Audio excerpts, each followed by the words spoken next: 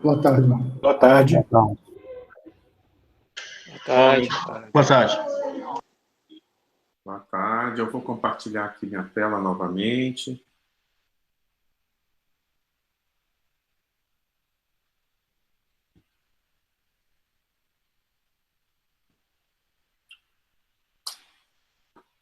Bom, eu queria fazer um resumo rápido, né, dos tópicos que nós vimos hoje pela manhã. São tópicos importantes, né, e que eu gostaria também de deixar para vocês darem uma pesquisada e olhar e estudar um pouco mais, né. Nós falamos do conceito de algoritmo. Nós falamos de algoritmo de Markov. Nós falamos do conceito de máquina abstrata, em particular da máquina de Turing. Nós falamos de máquina universal.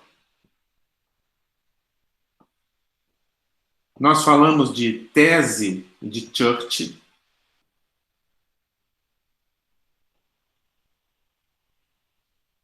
Nós falamos de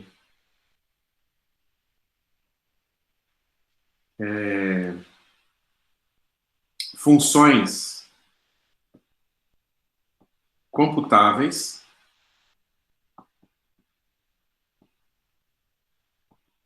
Falamos de funções não computáveis.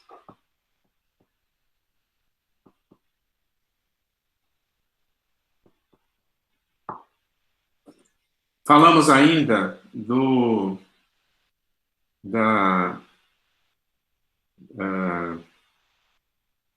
da ideia, do modelo de cálculo, o que é calcular, né? E falamos da ideia, ou do modelo de cálculo, o que é calcular na proposta do Turing.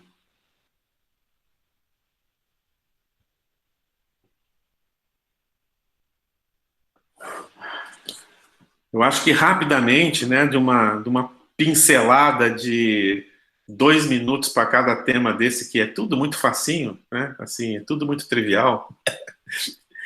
Acho que uma lista de pontos que nós passamos hoje pela manhã foi essa aqui, né? Quando vocês derem uma olhada aí, consultarem via internet e tudo mais, vocês vão ver o conjunto digamos assim, de problemas que envolve toda esses temas, né, e a complexidade forte sobre ele, né. Bom, eu acho que o professor Walter já está aqui também a postos.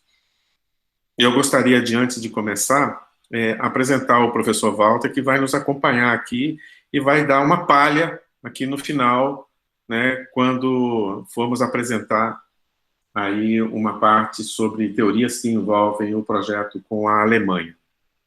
Então, eu gostaria de convidar o professor Walter a se manifestar, falar um pouco da formação dele e já indicar, já falei do seu livro aí hoje de manhã, sobre esses temas aí, exatamente esses temas.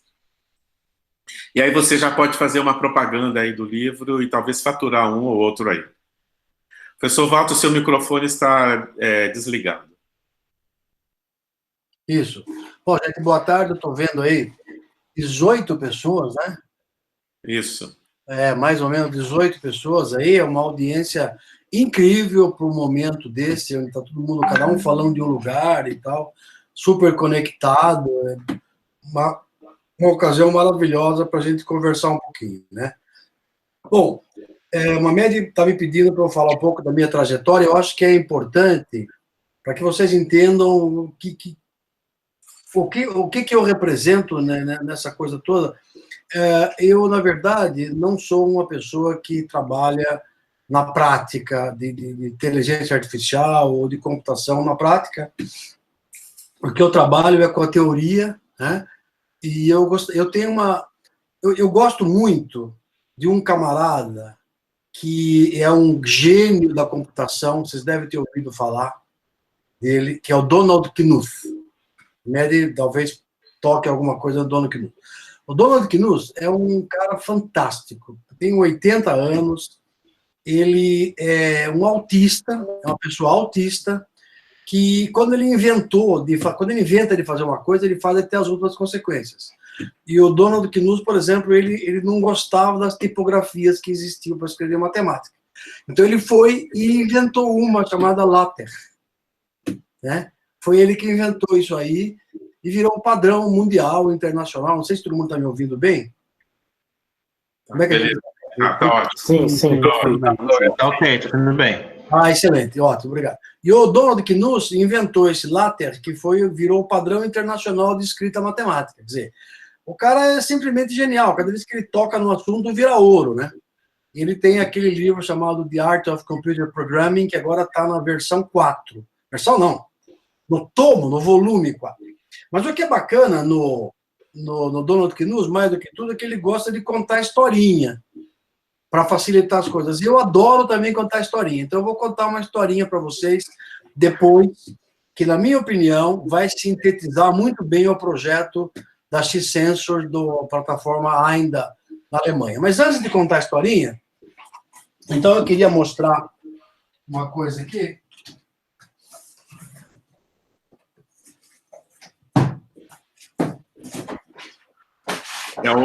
O professor Carnieri vai fazer a parte dele logo no finalzinho, entendeu? Então, eu queria mostrar o seguinte, esse livro aqui, que o Marmelo deve ter falado, que é o livro de computabilidade. Isso.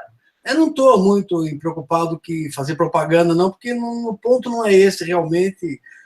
O que a gente ganha escrevendo livro dá para tomar um café com pão de queijo. Mas o ponto é mostrar por que eu fiz isso aqui, né? Esse livro mudou minha vida, né? A minha vida acadêmica, porque quando eu fui estudar, depois fazer pós-doutorado e tal, aí a gente tinha várias dúvidas, no Brasil não tinha nada sobre esse assunto, eu mesmo tinha estudado o que é computabilidade, na verdade, o que um computador pode fazer, e principalmente o que ele não pode fazer, as barreiras da computabilidade, a barreira da computação. Que, assim, a grosso modo, o Mameli deve ter falado, envolve o teorema de Gödel e o problema da parada de Turing, e tem vários resultados limitativos que mostram que, matematicamente, a gente não pode fazer tudo o que quer. Né? Não dá para fazer tudo o que quer. Então, esse livro foi escrito com essa ideia, quer dizer, explicar o que é um computador teoricamente, o que é uma teoria da computação, como é que eu escrevo isso, como é que eu me preparo para demonstrar os grandes teoremas, não só os teoremas positivos, mas principalmente os teoremas negativos. O que a gente não pode fazer, né? E um pouco isso tudo sempre envolve. Aí alguém pode pensar o seguinte, mas eu estou interessado em coisa prática, eu quero montar um programa de inteligência artificial, ou de machine learning, ou o que quer que seja, isso não interessa muito para mim, aonde o máximo que se pode fazer, as limitações. Mas quem pensa isso se engana muito, porque envolve, sim, a gente sem querer, está querendo, muitas vezes, descobrir o moto contínuo, sem saber que na física não dá para fazer isso.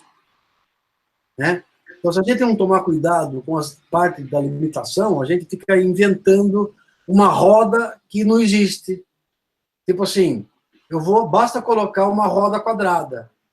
Basta, só que não existe roda quadrada e nem poderá existir, porque é uma contradição em termos, né?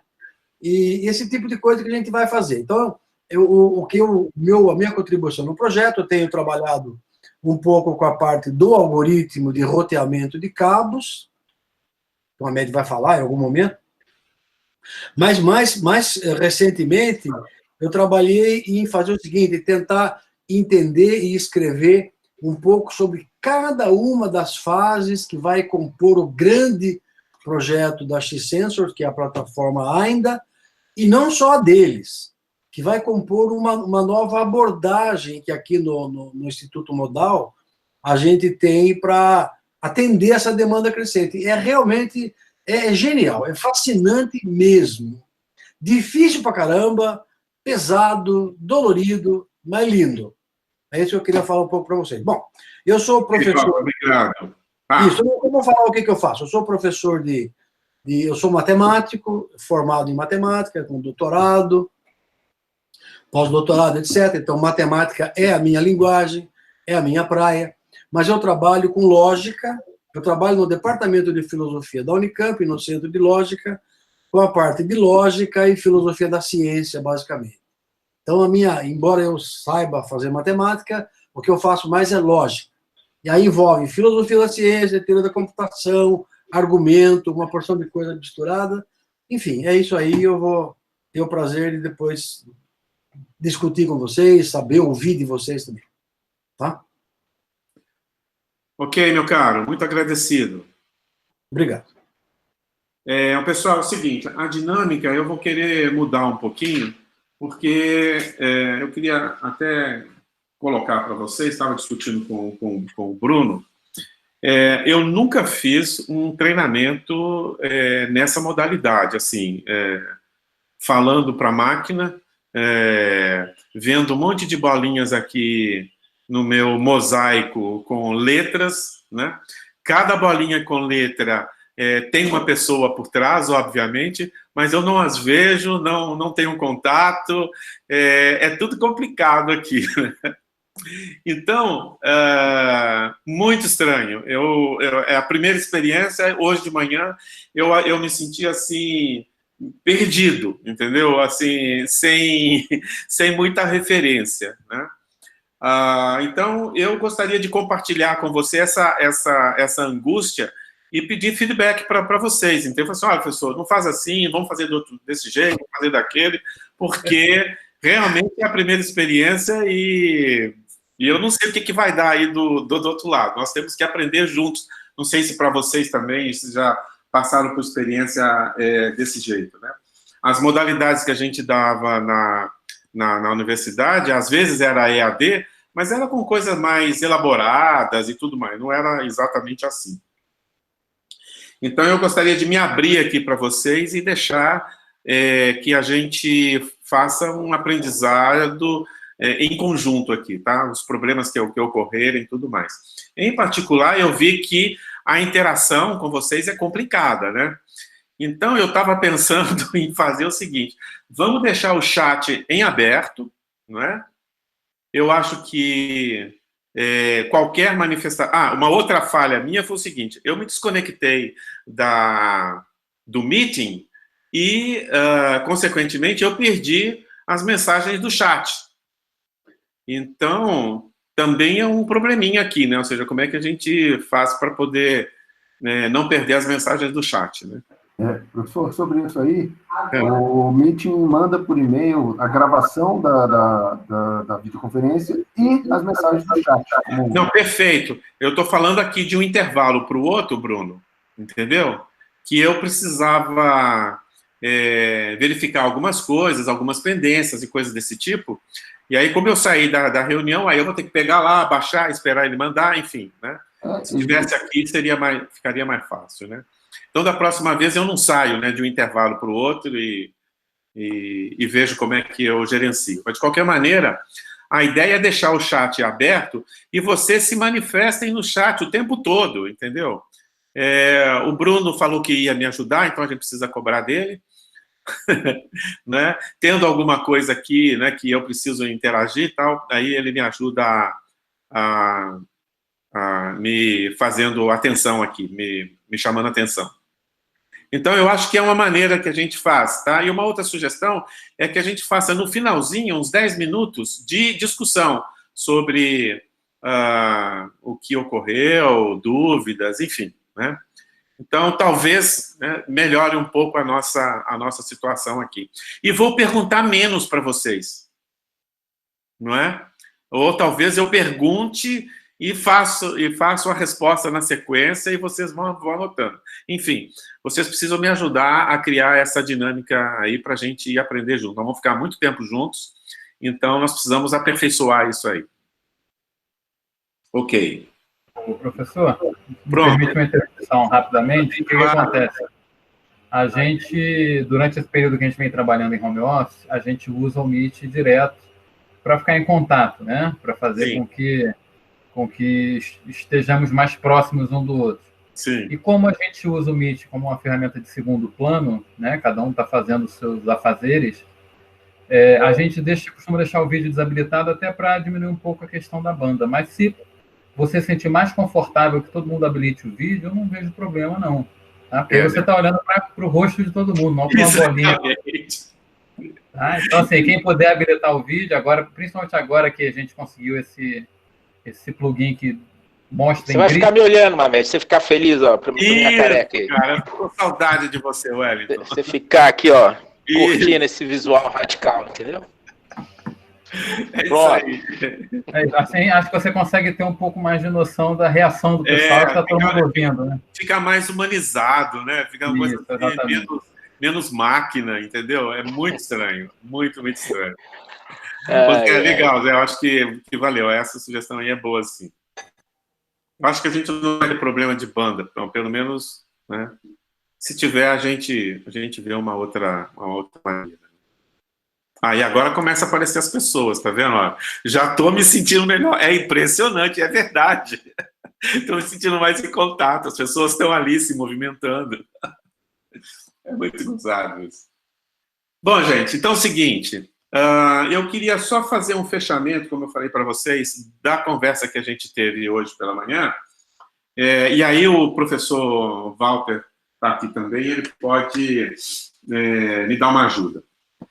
Veja só, então nós chegamos num ponto em que existem funções calculáveis, não é?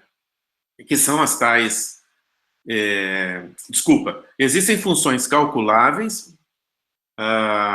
e existem funções Turing calculáveis, né? Aquelas que nós colocamos dentro do balaio foram todas as funções Turing calculáveis, ou seja, as que podem ser, as que têm um algoritmo que você consegue exibir, que pode serem calculadas pela máquina de Turing, pela tese do Church, ok?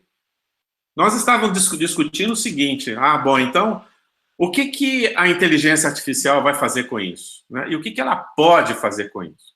Uma das características é que, dentro desse balaio das funções calculáveis, Turing calculáveis, são infinitas funções, né? E aqui eu queria comentar um primeiro ponto disso aí, que também é fácil perceber intuitivamente. Bom, se são funções calculáveis, elas podem ser calculadas? Sim, né? A resposta é sim, porque se são funções calculáveis é porque elas podem ser calculadas. Mas, infelizmente, a resposta é não. Um número significativo delas, eu diria infinito, inclusive, tá? Não podem ser calculadas por um simples motivo que nós não temos força suficiente para calculá-las. Não é por uma impossibilidade teórica, né, de cálculo disso aí, mas é por uma dificuldade ou impossibilidade prática disso aí. O exemplo disso é muito fácil a gente ver. É o seguinte, olha, você pega na década de 80 que todo mundo usava monitor de fósforo verde. Lembram disso, né? Talvez não sejam da época de vocês, somente da minha época. O monitor de fósforo... Depois, na sequência, veio as janelas. As janelas, né? Só que as janelas só puderam aparecer porque novas funções dentro do tal balaio foram possíveis serem praticamente calculadas, executadas. Ok? Então, a partir do momento que a gente vai adquirindo mais poder de processamento, novas funções que estavam lá impraticáveis tornam-se praticáveis. Ok? Então, força bruta é muito importante para a gente. É tremendamente importante. Por quê? Porque ela vai possibilitar sacar daquele balaio mais funções que outrora não podiam ser praticamente executadas, né? não têm viabilidade, elas não eram viáveis praticamente. Né? Vou fazer um parênteses, não é o nosso assunto agora, mas eu vou fazer um parênteses, e é por isso que é tão esperado o tal computador quântico, né? A computação quântica. Por quê? Porque a computação quântica vai poder sacar daquele balaio um número, digamos assim, eu não vou ousar em chutar, talvez o professor Carnieri possa fazer isso, eu não vou ousar em chutar, vou deixar para ele, porque ele adora falar sobre isso, já estou dando aqui um toque ali nele, mas nós vamos poder, na verdade, resolver um problema da força bruta, né? Por causa do problema do tempo aí, tá? Mas basicamente o que eu queria colocar para vocês é o seguinte, é que força bruta é extremamente importante. Mais ainda, só para fechar a história do computador quântico, e o professor Walter deve falar sobre isso aí um pouquinho. É o seguinte, mas a computação quântica, ela é uma computação no modelo Turing computável, no modelo de cálculo de Turing, ou não? A resposta, até agora, é sim. Ela é um modelo baseado no mesmo modelo de Turing, no mesmo modelo de cálculo. O que significa isso para a gente, para a inteligência artificial? Significa o seguinte, que o computador quântico não vai poder calcular nenhuma função fora daquele balaio. As funções que estão fora daquele balaio, ele não vai conseguir calcular. Por quê? Porque é o mesmo modelo de Turing. Uhum. Entretanto, ele vai poder calcular o balaio. Praticamente o balaio. Bom, aí é o seguinte... Um instantinho, Valdo, deixa eu só fechar. Aí o seguinte... Então, nós temos aqui um ponto que é importantíssimo, que é o ponto de fechamento que eu queria colocar para vocês, é o seguinte. Bem, nós temos um modelo de cálculo, que é a máquina de Turing, e esse é, hoje, o modelo mais sofisticado que a gente tem para implementar o que a gente tem expectativa como sendo inteligência artificial. Entretanto, a ideia de inteligência artificial, ela é efêmera. O que significa isso? Significa o seguinte, olha, meu caro, se surgir um outro modelo de cálculo diferente do Turing, ela não quer nem saber, ela vai migrar para esse outro modelo. Mesmo porque inteligência artificial não nasceu em 1957, né, no seminário de Dartmouth. Né? Ela nasceu em 1957 no seminário de Dartmouth com uma ideia de computação inteligente, ou seja, de uma inteligência artificial feita naquele computador. Mas o homem, desde sempre, tenta criar modelos artificiais.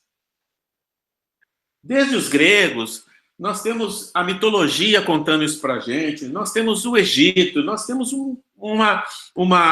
inúmeros exemplos na história como um todo, na Idade Média, nós temos inúmeros exemplos de tentativas de uso, de transformar mecanismos em, entre aspas, mecanismos inteligentes, ou à semelhança do homem.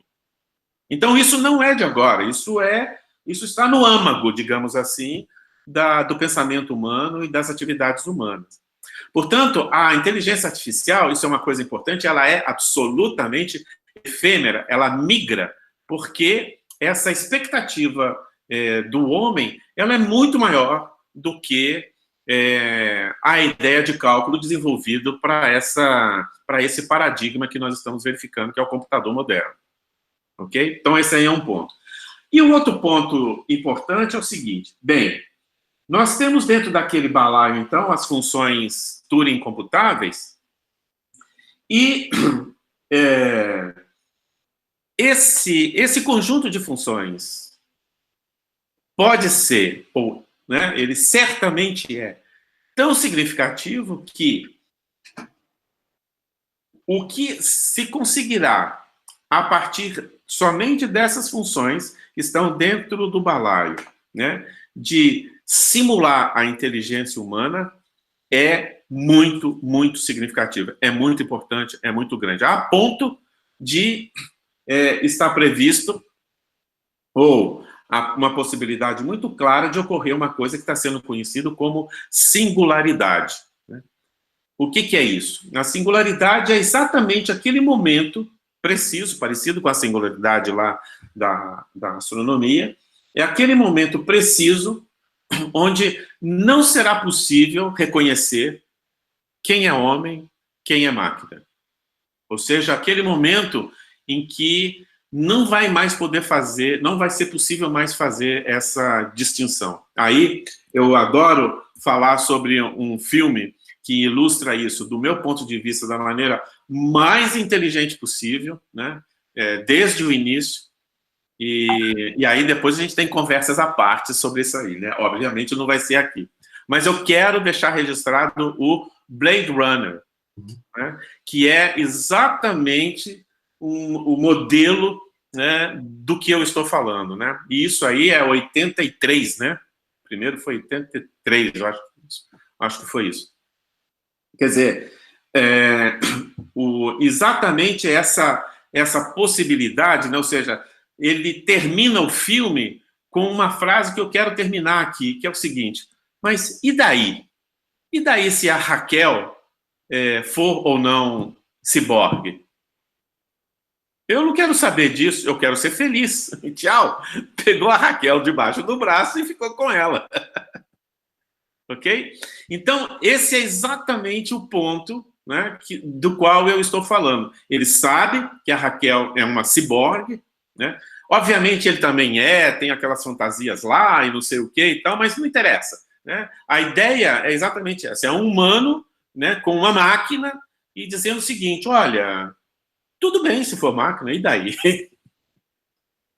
Cara, esse aí é um ponto, assim, muito forte, né? É extremamente revolucionário do ponto de vista da evolução, né, do pensamento humano, das críticas e tudo mais, e ele sintetiza exatamente essa reflexão que eu queria fazer com vocês. Olha, dentro desse conjunto de funções computáveis, é possível conseguir uma aproximação tão grande, né, da inteligência humana, né? É claro que a Raquel não passa em vários testes, entendeu? Ele fez esses testes com ela, e ela não passou nesses testes. Ele sabe, ela é realmente uma ciborgue, né? Mas e aí, interessa ou não interessa? Essa é a grande questão, e é uma questão filosófica profunda, entendeu? Ninguém tem resposta para isso, ninguém sabe, né? Todos somos pesquisadores na área, eu, o professor Carnielli, mas tantos do nosso grupo, ok? E eu queria fechar colocando isso e passando a palavra aqui para o professor Carnielli para ele falar um pouquinho aí das funções computáveis. Eu sempre começo a falar, a gente não resiste, né? Mas não é para falar muito não, tá? Porque eu tenho muita coisa para dizer que você vai ficar para o final, tá bom? Eu só vou falar que o Donald Knuth falou uma vez que dizer que o cientista da computação é o cara especialista em computadores é o mesmo que falar que um cirurgião é especialista em faca. Você vai acabar ofendendo o cirurgião, falar ele é apenas um especialista em faca. Ele é especialista na vida, não na faca. O cientista da computação é um especialista na razão maquinizada, não no computador, como a Maria está dizendo. Se o computador mudou, amanhã seguinte fazemos outra coisa e tal. Então, o que acontece com a questão das funções, voltando a falar especificamente da máquina, do computador quântico e tal, ele não quebra a tese de Church-Turing. A tese de Church-Turing fala o seguinte: o balaio é aquilo que é dado pelas máquinas de Turing. Ele definiu o balaio. É isso. Você não consegue demonstrar isso aí. Você só consegue, eventualmente, romper com esse paradigma. Ninguém rompeu até agora. Faz quase, sei lá, 50 anos ou mais. Ninguém rompeu com isso até agora. 1945. 60 anos, então, sei lá. Mas, 70 e tanto, né? Mais velho que eu, pelo menos. E você só pode romper, ou seja, você só pode errar algum belo dia, descobrir alguma coisa que é computável e que não cai no esquema de Turing-Church. Isso você pode fazer. Provar que as suas coisas são iguais é impossível. Aí aparece o computador quântico. O que é que ele faz? Ele usa umas bruxarias da física para acelerar o processo.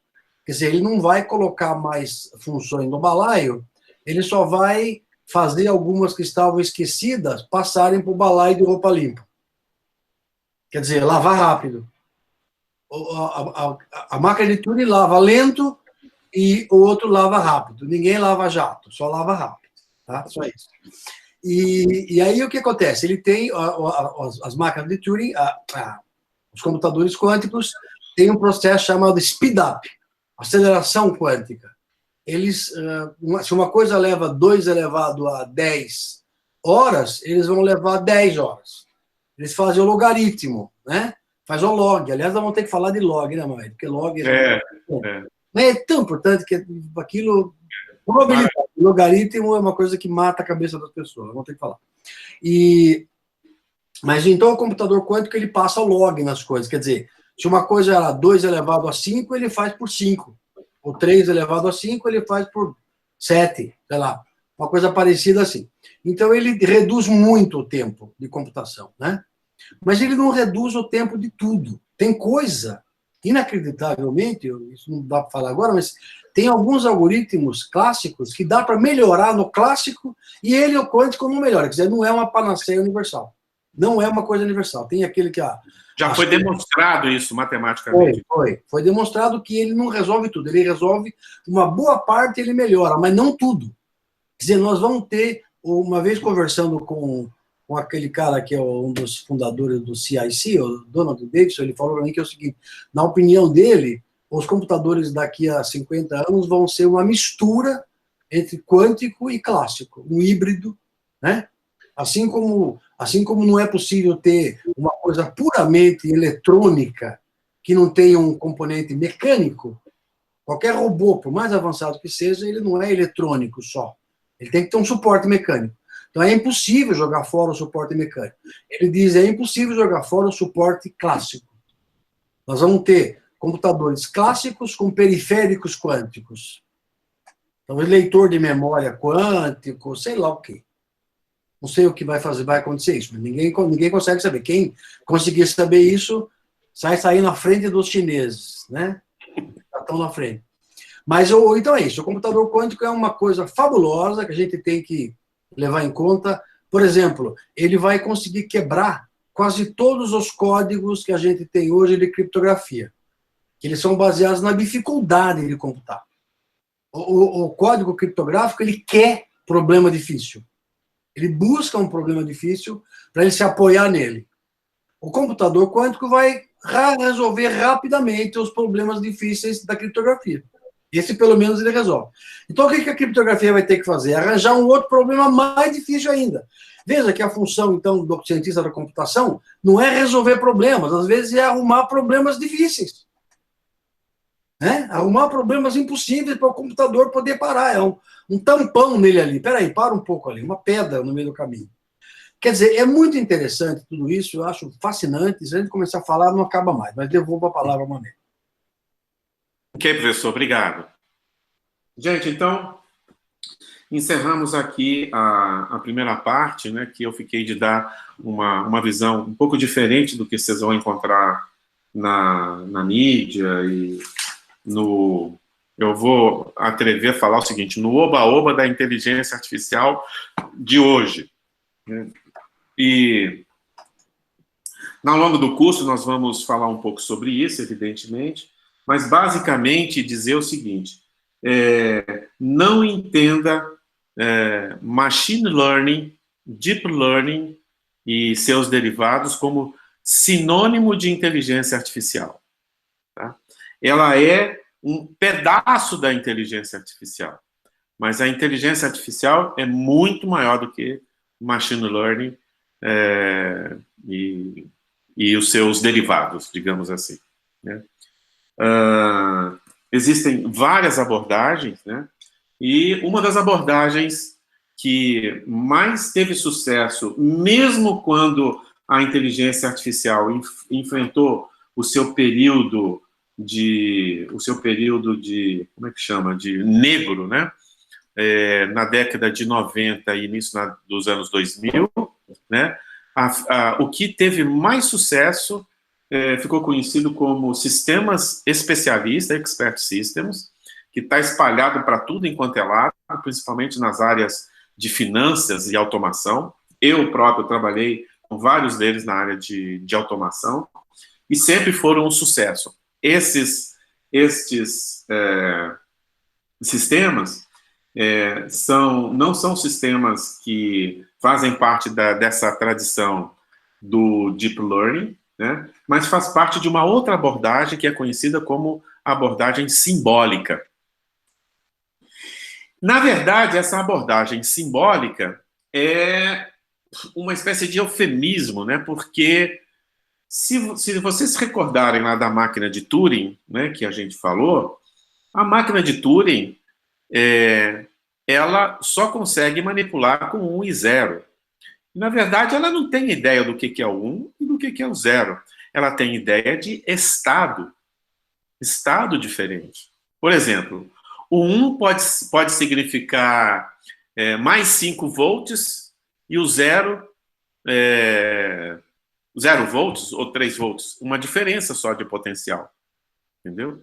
Ou o 1 pode significar luz acesa e o 0, luz apagada.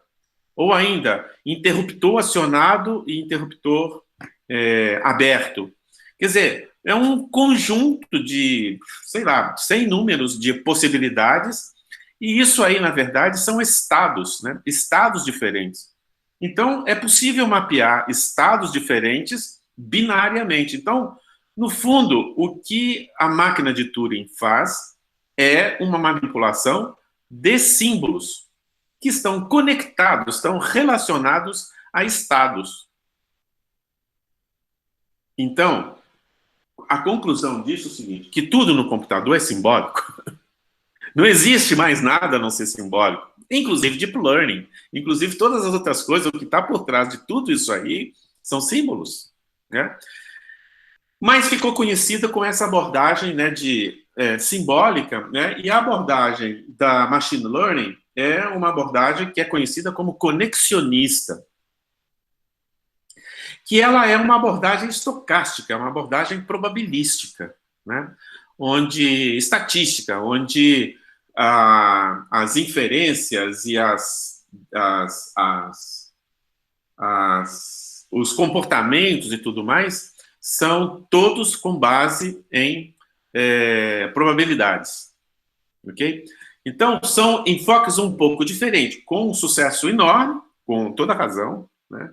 É possível realmente moldar um sem número de problemas interessantes a partir desta abordagem. Mas não todos, ok? Existem inúmeros problemas que não é possível ou não suporta essa abordagem probabilística. Alguns simples, né, a gente pode caracterizar, por exemplo, um médico está prestes a fazer uma incisão num paciente para uma operação crítica, e ele tem um aconselhador baseado em Deep Learning. E o aconselhador dele diz o seguinte: olha, você tem 92% de chance de dar certo. Será que ele vai tomar a decisão de fazer a incisão exatamente naquele por causa do aconselhador? Ou ele vai considerar outras, sei lá, evidências, né, que não está sendo considerado pelo aconselhador em Deep Learning, né? Ou então o Deep Learning vai falar o seguinte: olha, eu tenho aqui 500 médicos que tiveram exatamente essa situação e eu tenho 92% de chances que, se você fizer isso, vai dar certo. Ele pode confiar mais, não é? Mas ele não consegue confiar 100%. A diferença das duas abordagens, a simbólica e a estocástica, é exatamente essa. A simbólica vai dar para ele uma certeza do porquê que ele pode... e uma outra coisa mais interessante, é o seguinte, ele está lá prestes a fazer a incisão. Aí o aconselhador fala, você tem 92% de chance. Aí ele pergunta assim para o sistema, mas por quê? Me convença de que isso é bom. Não, eu tenho 500 médicos que fizeram. Sim, mas por quê? O que deu certo? Ele só tem massa de dados para dizer para apoiar a decisão dele. Mas ele não tem evidências determinísticas que ele pode realmente fazer aquela incisão. E ele nunca terá isso. Pois não. Você falou que tem duas abordagens, simbólica, a outra eu não entendi muito bem. Conexionista. O nome dela? Da outra... Conexionista. Conexionista, beleza, obrigado. Isso, que é essa do machine learning, tá? Então é o seguinte, por essa abordagem, ele nunca terá uma explicação. Ora, pela abordagem simbólica, ele vai ter exatamente o porquê que ele vai fazer aquela incisão. Por quê? Por causa de um problema muito simples. Ela é baseada em um conjunto de conhecimentos, tá? Esses conhecimentos são estruturados de tal maneira que levam a explicações adequadas. Ok? Eu vou dar um exemplo para a gente fechar essa ideia. Na década de 60, foram criados, então, a ideia, né, as propostas, os primeiros sistemas começaram a aparecer de sistemas especialistas. Ok? Sistemas especialistas, o que são? É um especialista na área que você vai lá, adquire, o nome é adquirir mesmo, né, acquire, ou seja, adquire o conhecimento dele, modela esse conhecimento em uma linguagem de representação de conhecimento, guarda isso numa coisa conhecida como base de conhecimento. Existe um motor de inferência, nós vamos ver um exemplo desse no nosso curso, tá? Existe um motor de inferência que trabalha com esse conhecimento acumulado. Quanto mais conhecimento se colocar ali, mais inteligente, entre aspas, esse modelo fica. Um famoso que ficou décadas no ar, era conhecido com o nome de Dendral, da década de 60 já, um dos primeiros, Dendral. O Dendral, ao longo dos anos, ele foi adquirindo conhecimento, ele era especialista em química molecular. E, ao longo do tempo, ele foi adquirindo conhecimento a tal ponto em que ele ficou equivalente a uma equipe de especialista na área de química molecular. Ou seja, o conhecimento adquirido era equivalente a uma grande equipe de química molecular. Isso caracteriza uma coisa bastante interessante, que é o acúmulo de conhecimento e como é que esses conhecimentos podem ser manipulados de tal forma a sustentar deduções, conclusões, ok? E é sobre isso que a gente está falando. Olha, um consegue sustentar porque tem um conjunto de conhecimento que fornece explicação para aquilo. O outro é estatístico, ele tem ocorrências, né? Ó, aconteceu isso várias vezes aqui com esse problema, então tem uma chance grande de dar certo, entendeu? Então, é claro que as aplicações, né, para cada um deles são distintas. E em inúmeros problemas, o fato de a gente ter uma probabilidade alta de ocorrência de uma determinada situação é extremamente importante e resolve o problema.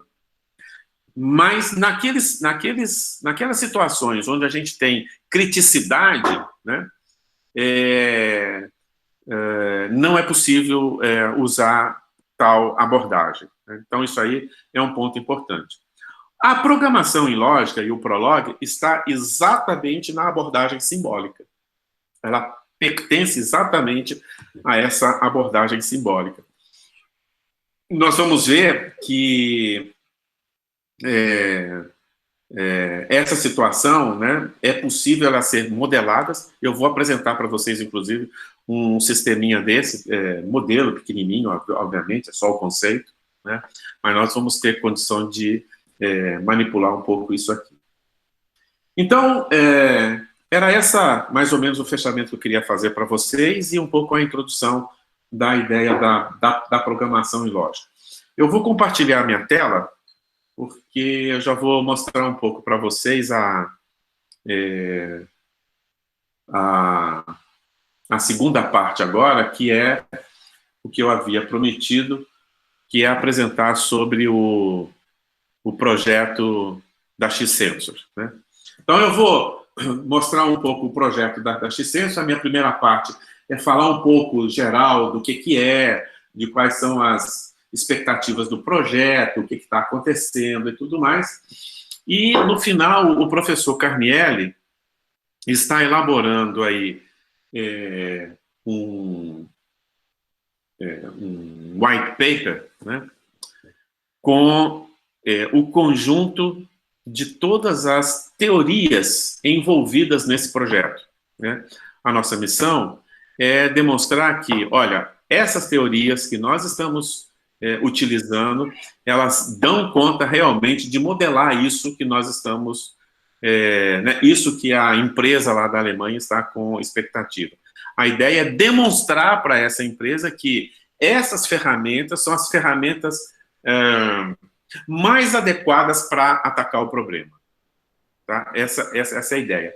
E aí a gente finaliza com a apresentação do professor Carnielli e a gente faz um debatezinho no final. Ok? Tá bom. Mamed, você quer que eu compartilhe a tela com o paper? Que é isso, lá quando você for apresentar, sim, por favor. Tá. Já é hora? Não, vai ser no final. Ah, tá. Não sei que horas são, porque agora, deixa eu ver, eu perdi a hora aqui. São 15h52. Tem 40 minutos, não é? Isso. Eu vou apresentar agora a coisa e depois você faz o final. Ok.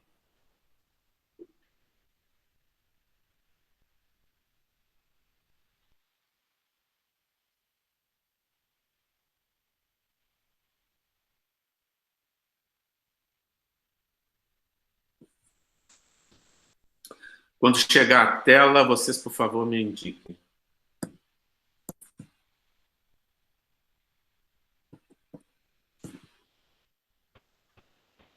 Foi, eu já estou vendo, tá? Já está vendo? Tá ok? Todo mundo está vendo? Bom, perfeito. Bom, esse aqui é um site, né? É o site da empresa. E esse site foi elaborado, inclusive, com a nossa colaboração, né? Fizemos aí boa parte, né, do conteúdo desse site. E esse site, o objetivo é mostrar exatamente o que é essa ideia que eles estão perseguindo lá na Alemanha e que está sendo conhecido como AINDA, né? Plataforma. Professor, AINDA. Pronto. Passa o link para o pessoal desse vídeo para depois eles assistirem cada performance. Em tempo real fica muito lento. Então, eu recomendo que você passe o link.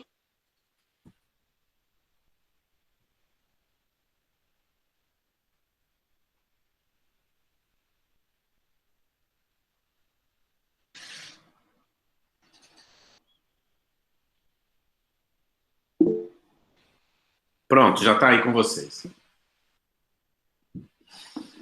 Bom, aí o seguinte, esse projeto, então, o objetivo dele é um objetivo um tanto quanto que dinâmico, digamos assim. Ele não, a primeira característica é que ele não tem um escopo fechado. Tá? Eu vou contar um pouco a historinha, rapidamente, só para vocês entenderem. Tá? No finalzinho de 2018, eu comecei um contato com esse pessoal e eles tinham a ideia de criar uma plataforma que pudesse ser uma twin digital de uma fábrica. Twin de gêmeo, né? Um gêmeo digital de uma fábrica. O que seria isso? Bom, eles queriam pegar todo o conjunto de características da fábrica, máquinas e tudo mais, e fazer com que tudo isso pudesse ocorrer digitalmente, de tal maneira que fosse possível eu simular todo o comportamento da fábrica na plataforma. Então, isso foi o início lá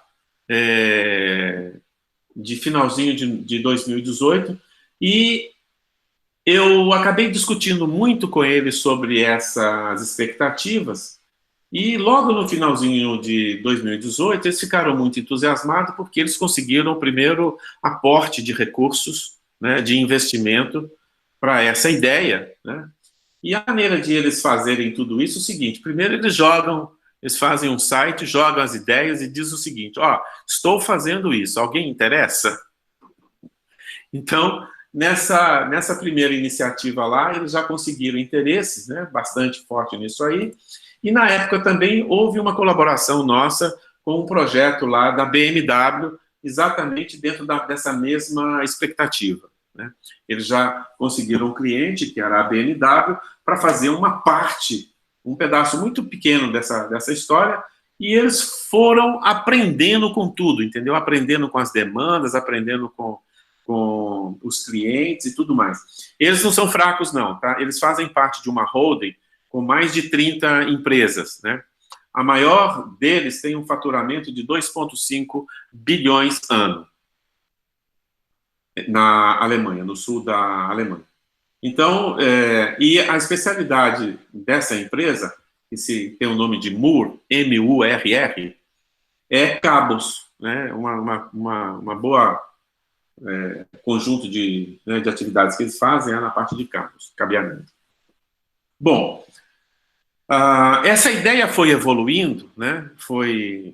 E se moldando também, e eles nunca conseguem fechar exatamente todas as características dessa iniciativa que eles querem. Bom, lá pelas tantas, eu consegui convencê-los de que eles não poderiam abrir mão de uma coisa conhecida como ontologia. E eu fui lá o primeiro a falar desse nome estranho para eles, né? Dentro de um ambiente industrial e tudo mais. Isso foi logo em novembro, mais ou menos, e eu comecei a mostrar para eles o que significa ontologia, né?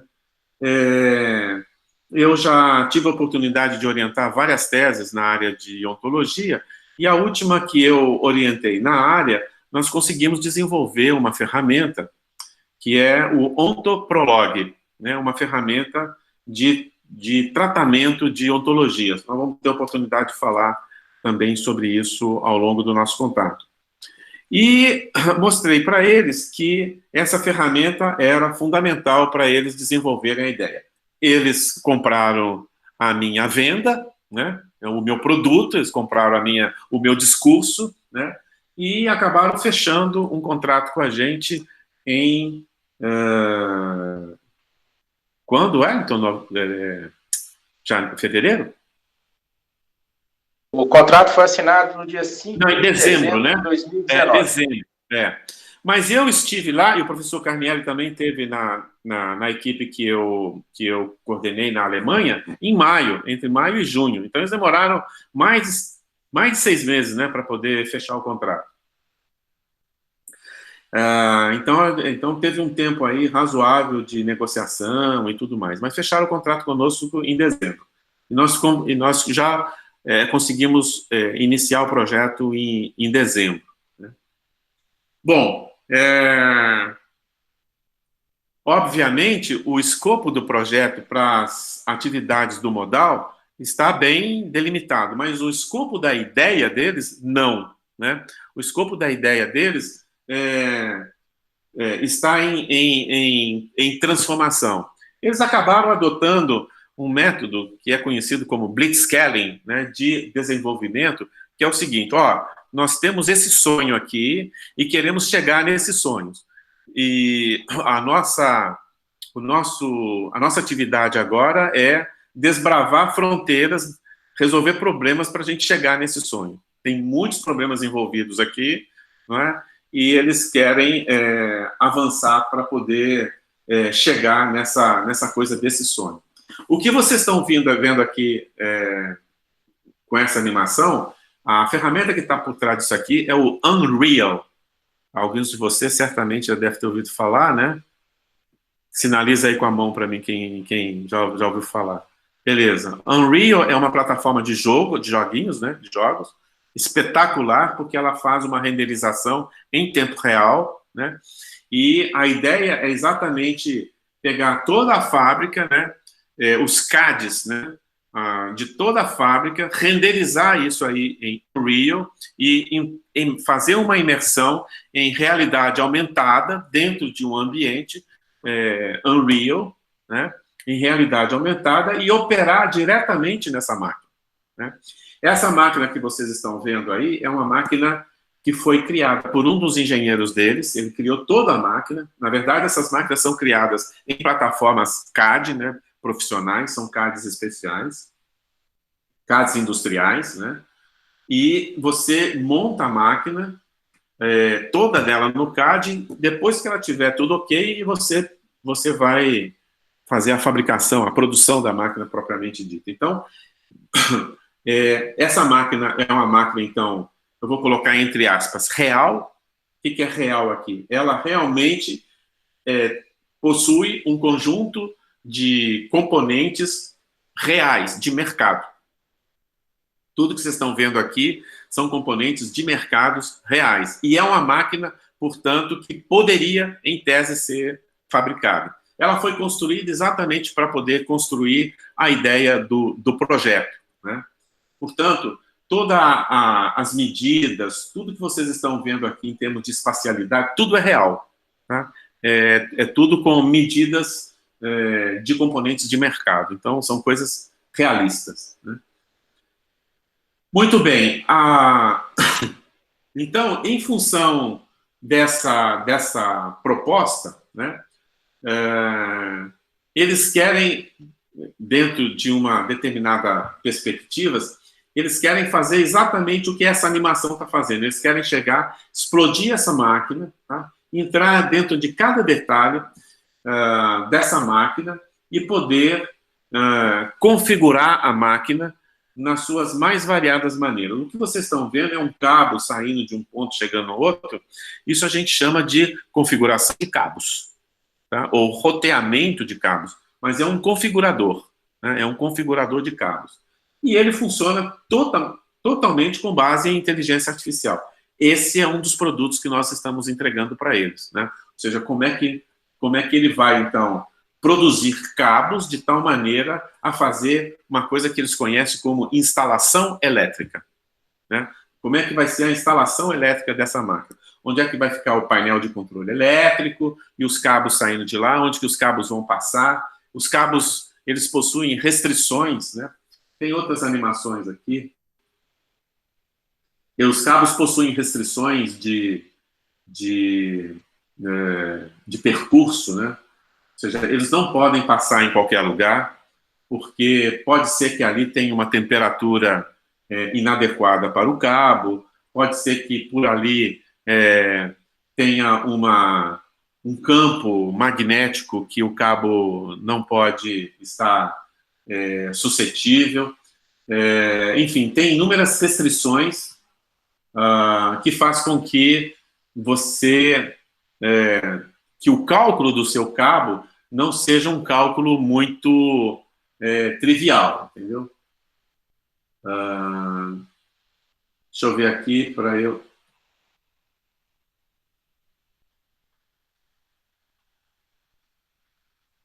Um instantinho que eu estou tentando acessar e está voltando no mesmo...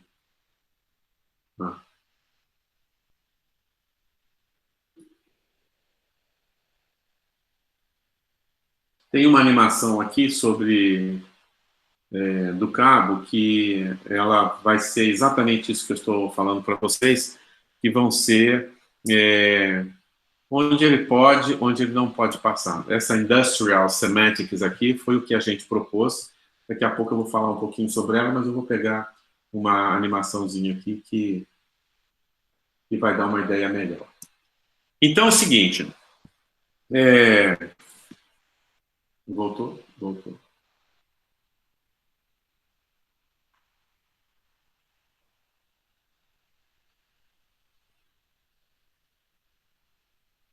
Então é o seguinte, na verdade, o projeto o sonho final dele, né, ou seja, eu estou falando bem nessa perspectiva de sonho, porque o desafio é muito grande. Esse produto não existe no mercado, né?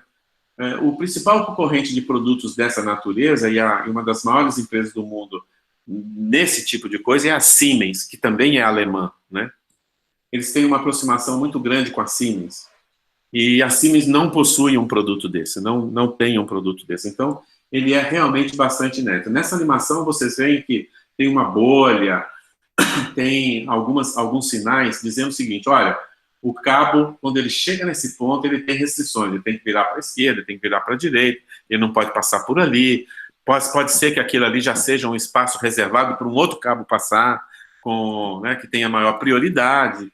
Então, assim, tem um conjunto enorme de restrições, todas essas restrições têm que ser obedecidas para que esse cabo seja projetado, né? Projetado e passar naquele lugar que ele foi projetado, né? Com aquelas especificações.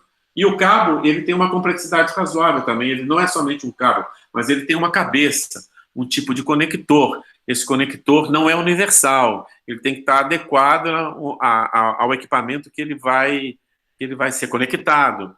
Ele pode ser um cabo blindado, tem tipos de blindagem.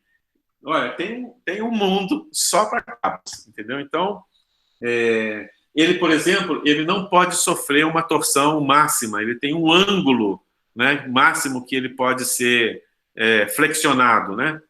Então, dependendo do tipo de cabo, né, que precisa conectar um ponto a outro, o número de restrições, né, que ele vai obedecer vai variar, né? Então, a nossa primeira missão é exatamente fazer um roteamento de cabo. Esse escopo está fechado, e esse escopo é o primeiro produto que nós vamos entregar. Qual é a diferença que a nossa solução terá em relação à solução de mercado? Solução para isso no mercado existe. Não exatamente dessa aqui, mas existe solução para roteamento automático de cabo. Por que a nossa é diferente? Porque a nossa é baseada no que nós estamos chamando disso aqui, de semântica industrial. A semântica é uma perspectiva que, rapidamente, só para vocês terem uma analogia do que a gente está falando. Vamos voltar lá no Turing. Nós dissemos que tudo que ele faz é uma manipulação simbólica, você concorda? Concordaram comigo até aí? Muito bem. Com manipulação simbólica, o que está mais próximo de modelos formais para isso são estruturas formais semelhantes a gramáticas. Ou seja, são composições de elementos, de símbolos, com uma certa forma e com uma certa disposição, de tal maneira que isso aí expressa ou representa determinadas características do mundo. E essas estruturas, como é uma máquina de Turing, ela não tem significado nenhum. O 1 e o 0, lembra? São estados, né? E estado para ele pode ser qualquer coisa, então ele não tem significado nenhum com aquilo ali. Ao computador que a gente, hoje, todas as soluções que vocês fazem de mercado, o computador só entende estruturas sintáticas. Ele só entende sintaxe. Ele não tem condição nenhuma de entender significados. Ele não trabalha, nada que vocês fazem, trabalha com significados. No máximo que vocês fazem é associar tabelas com símbolos de tal maneira que tem alguma semelhança em relação a isso. Tá? A ideia de ontologia, né, ela procura dar um passo agora na direção da semântica. Então, não é que vai jogar fora a sintaxe, tá? E nem poderia.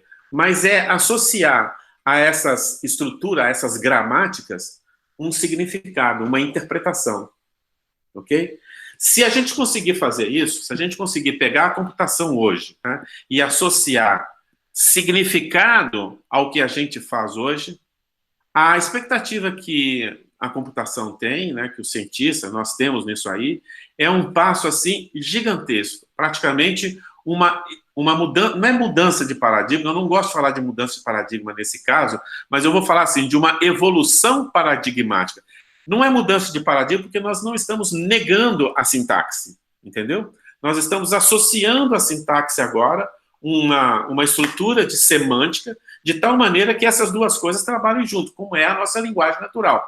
Né? A nossa linguagem natural, nós temos uma estrutura gramatical, mas nós temos a interpretação associada a isso aí. E é isso que dá a grande riqueza do conhecimento, né, do entendimento e tudo mais. É isso que dá coisas boas e coisas ruins, como eu estava falando com o Zé hoje de manhã. E aí, poesia é bom? É legal. Arte é legal? Mas isso aí são significados, né, dentro de estruturas sintáticas, por exemplo. Então, não é uma mudança de paradigma no sentido de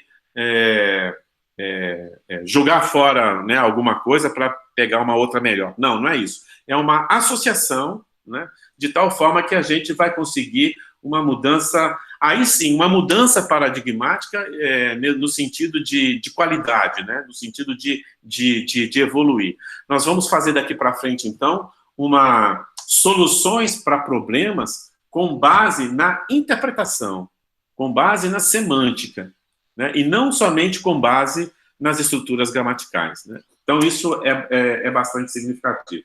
Bom, esse discurso é o discurso que eu tenho feito aí nos últimos anos, né, com meus alunos de doutorado, etc., trabalhos realizados, etc. Né? Quando eu fiz esse discurso lá para eles na Alemanha, obviamente eu impressionei muito, porque tudo isso é um mundo maravilhoso, não é? Mas eu tive uma sorte muito grande que exatamente no momento que eu estava lá, eu e o professor Carnielli estávamos lá em abril, ocorreu também, no ano passado, como ocorre todos os anos, a Feira de Hannover. Né? É uma feira de referência, é uma feira de automação industrial, de referência, provavelmente uma das mais importantes, ou a mais importante. A Alemanha é o centro da automação industrial do mundo, não é China, não é lugar nenhum, é a Alemanha, né? A China compra da Alemanha as soluções de automação industrial. A Feira de Hannover do ano passado, por incrível que pareça, anuncia que a chave da automação industrial nos próximos anos será a semântica. Né? Foi excelente, porque o pessoal falou assim, olha, professor, eles estão falando aqui na Feira de Hannover sobre... É isso que você está falando? Vem cá, vamos sentar, vamos conversar. Né? Então, foi uma coisa assim muito oportuna, né, para o nosso ponto de vista. Isso consolidou muito, né? E toda a solução, então, imaginada, né, dentro dessa proposta, o Modal assumiu isso, assumiu essa parte inteligente, assumiu a parte de elaboração dos modelos de ontologia, que vai ser o coração de tudo isso. A analogia que eu gosto de fazer dos modelos de ontologia é o seguinte: imagine que a gente pudesse ter um oráculo com todo o conhecimento a respeito da fábrica, né? Com todo o conhecimento a respeito do cabo, da máquina, das peças, do ambiente, de tudo aqui. Toda vez que fosse tomarmos uma decisão, se o cabo passa por aqui ou passa por ali, a gente consultaria o oráculo. Tá? E o oráculo dizia para a gente assim, não, aqui pode, aqui não dá conflito, ali não pode, isso aqui não está legal, isso aqui está legal. É precisamente isso. A ideia do projeto é exatamente essa, a gente construir esse oráculo de tal maneira, portanto, um conjunto de ontologias, de tal maneira que ele sustente todas as decisões a serem tomadas dentro dessa proposta de plataforma. Tá? É esse o projeto. Depois vocês dão uma olhada no site. Né? Essa página aqui, em particular, eu colaborei muito com ela, né? A gente fez praticamente ela inteira, a proposta, né, tá aqui, né, do que enfim, de como é que a semântica pode participar disso e tudo mais. Vocês estão vendo aqui, por exemplo, olha, simulação, tá vendo? A máquina fazendo movimento, tá? A ideia inclusive, ela vai testar um diferencial, essa máquina testa um diferencial. E, obviamente, a ideia é que esse teste pudesse ser o mais realista possível, que ocorresse realmente um teste aqui.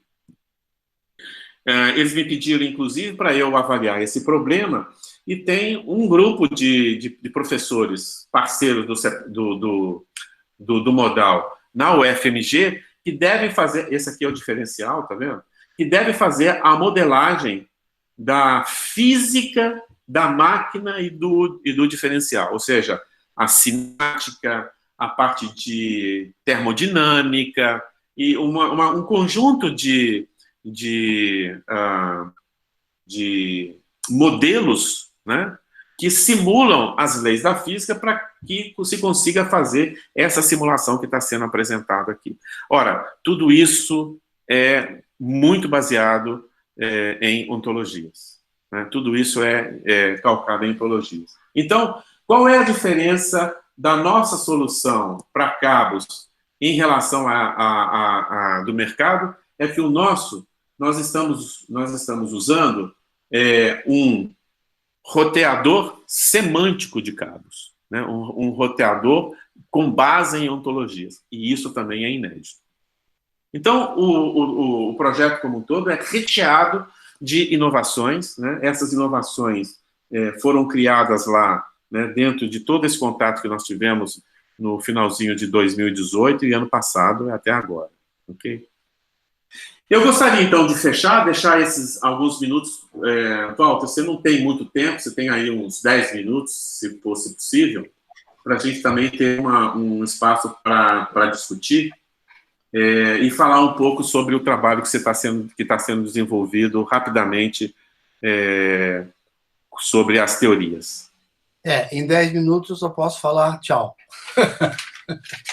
Mas, basicamente, eu vou fazer uma historinha rápida aqui, eu vou ter que falar depois em cada item. O paper que eu estou produzindo aqui já tem umas 70, 80 páginas e vai ter exatamente 8 capítulos, 8 ou 9 capítulos, então é todo um arcabouço teórico, desde a questão do prologue, ontoprologue, ontologia, constraint programming, que é uma especialização do prologue, linguagens, lógica da descrição, a ontologia de fundamentos, e a questão do próprio descrever o próprio algoritmo topológico de roteamento de cabos, que também é uma inovação. Tem muita coisa ali. Acho que não dá tempo de eu falar nem de um desses itens agora. Depois a gente podia marcar outra coisa. Mas talvez eu pensei em uma maneira de dar uma historinha que acho que resume bem a coisa. Imagine que a gente recebesse um extraterrestre e a gente tivesse que conversar com ele e explicar para ele como é que funciona o nosso mundo. Ele é um extraterrestre, ele não tem a mais remota ideia que é uma ironia, ele não tem dó, ele não tem paixão, ele não acha graça em nada, ele não sabe o que é música, ele não sabe nada, não sabe o que é comida, ele não tem a menor ideia do que ele está falando. É uma pedra. Imagina você conversando com uma pedra. Adianta você falar para a pedra que chocolate é gostoso, passar um pouco de chocolate na pedra, não vai adiantar nada. Você vai ter que explicar para a pedra. Aliás, eu acredito que pedras são extraterrestres, estão aí para nos observar. Eu tenho uma coisa que não morre e tal, mas isso é outra história. Aí você vai ter que falar com esse extraterrestre e você tenta explicar para ele o seguinte, fala, olha, eu vou te dar uma ideia, extraterrestre, veja, você conseguiu uma linguagem, você conseguiu uma cunha para entrar para falar com ele, uma linguagem. Aí você diz para ele o seguinte, olha, eu vou te dar um exemplo. O gato é isso aqui, é um bicho assim, ó, mostra um gato. Um cavalo é maior que um gato. O que é maior? Tem mais massa, mais peso. Sabe a ação da gravidade? A gravidade age mais sobre um cavalo do que sobre um gato. Ah, entendi. Agora, esse outro aqui é um elefante. O elefante é maior que um cavalo. Entendeu também? Entendi. Por analogia, né? Analogia aquele era... Então, o cavalo é maior que o elefante e o elefante é maior que o cavalo. Ok? Tá, agora eu vou te fazer uma pergunta, extraterrestre. O cavalo é maior que o gato. O cavalo é maior que o gato? Ele fala, não. Como que não, seu burro? Ele fala, não, mas como assim? Por que seria? Aí você fala, mas por que ele não entendeu? Por que ele não entendeu isso que eu estou falando? Se você for muito inteligente, você vai entender por que ele não entendeu. Porque você não falou para ele que se uma coisa é maior que a outra e a outra é maior que o B, se A é maior que B e B é maior que C, então A é maior que C. Você não falou para ele que a relação de ser maior é... Aí você busca e pesca bem, é transitiva. Aí você falou para ele, eu vou te explicar, Oráculo, o que é uma relação transitiva. Tá, explica. Uma coisa é mais que a outra é maior que C, então a primeira é maior que a terceira. Se eu... nem toda relação é transitiva. Se eu sou amigo de uma média amigo do Rodrigo Maia, eu não sou obrigatoriamente amigo do Rodrigo Maia. Poderia ser, mas não sou. Tem certas relações que não são transitivas, outras são.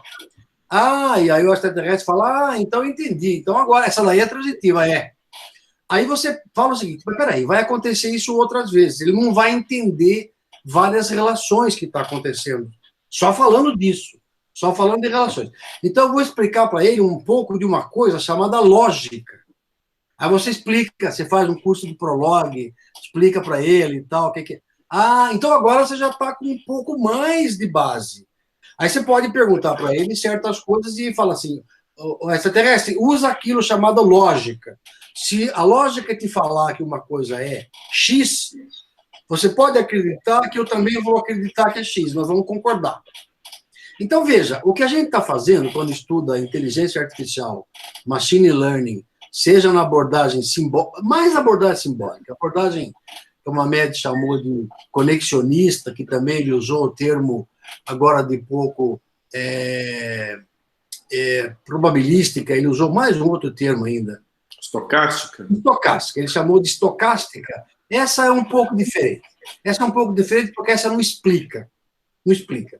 O que a gente quer é que o nosso amigo extraterrestre aprenda a noção de explicação. Que ele me diga por quê. Quer dizer, nesse ponto, ele é um pouco maior do que um oráculo.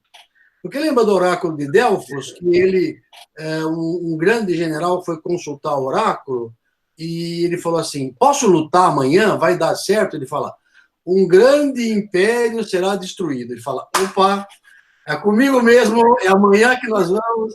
Ele não perguntou qual. Era o dele. O grande império dele foi destruído. Então, um oráculo, naquele tempo, o oráculo de Delfos não permitia uma segunda pergunta. Era uma só e acabou.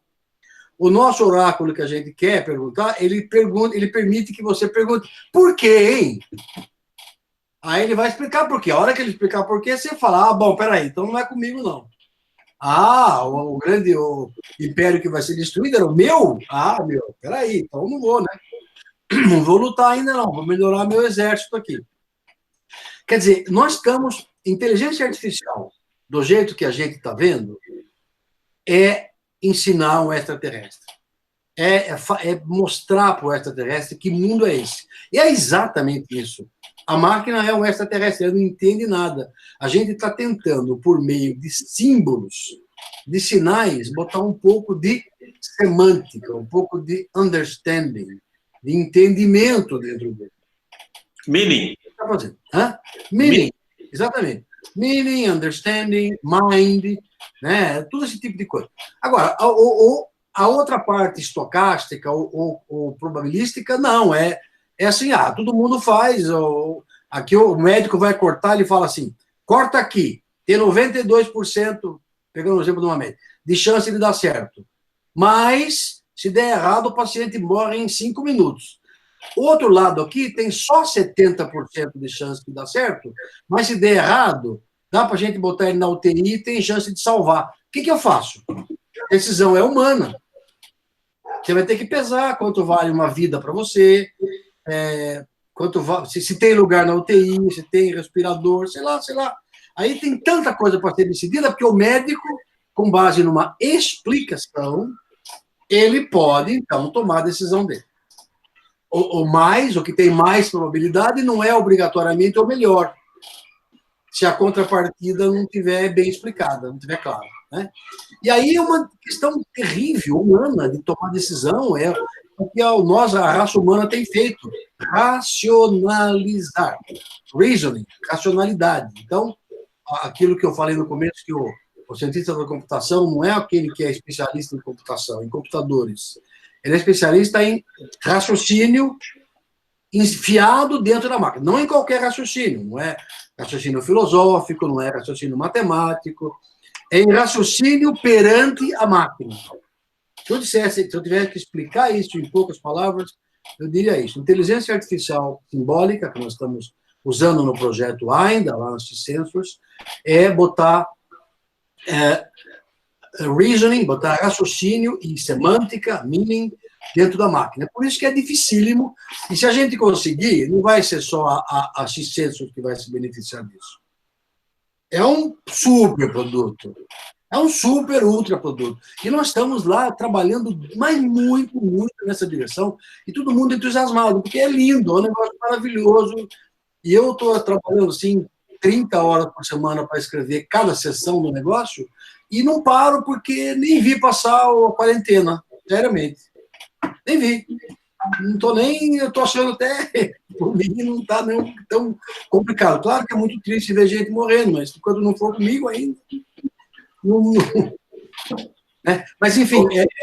Fala um pouquinho dos problemas, os problemas teóricos que o projeto enfrenta e como é que a gente está como é que a gente se propõe a atacar esses problemas. Se eu não falar, eu falo um pouco também. O primeiro problema teórico é entender o que é o Prolog, o que é programação em lógica clássica. Como a Mary está fazendo com vocês, já é uma grande aventura entender isso. Por que é uma grande aventura? Porque, veja bem, o que a gente está falando é que lógica, a atividade de raciocinar, lógica, serve para computar. E tudo. E serve para computar tudo. Serve para computar tudo, porque o Prolog é uma máquina de Turing universal. Ele computa toda aquela cesta que se pode ser computada. Ah, bom, é demorado, pode ser mais difícil, não importa muito, mas ele faz. Ele tem esse poder de computar. Então, a gente está usando lógica, que é a coisa mais importante que o ser humano tem. Eu estudo lógica, matemática e tal, para mim, o reasoning, o racionamento, nem tem uma palavra em português para dizer isso, reasoning, raciocínio, né? Tirocínio. Antigamente diziam-se tirocínio, palavra que não se usa mais. Mas a atividade humana por excelência, que é raciocinar, foi assim que a gente chegou a ser um animal dominante no mundo, porque a gente usa muito bem essa ferramenta, vem da linguagem. Veja que já está na Bíblia, não importa se você é religioso ou não, e eu não sou nem religioso, mas não interessa isso. Isso já está na Bíblia, que o sopro de Deus para Adão e Eva era o reasoning e fala. O verbo. O verbo, exatamente. No princípio era o verbo, é isso. E falar era o verbo.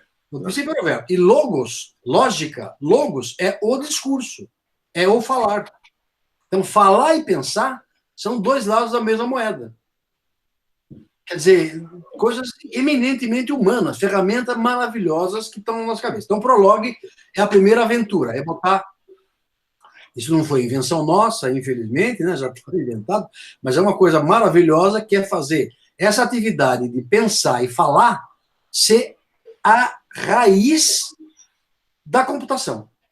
Ah, não, mas isso é um algoritmo. Não, algoritmo está tudo lá dentro. Todos os algoritmos estão lá dentro do escrito. Né? E ainda por cima, o Prolog tem a função de usar o logos, no seguinte sentido. Você não manda mais o extraterrestre dar 2 pulinhos para a direita e para a esquerda. Você fala para ele assim, agora que você entendeu, vai lá e me busca uma coisa chamada faca. E se não tiver, fabrique uma e me traga. Ele vai saber fazer para você. Ele entendeu o que é faca.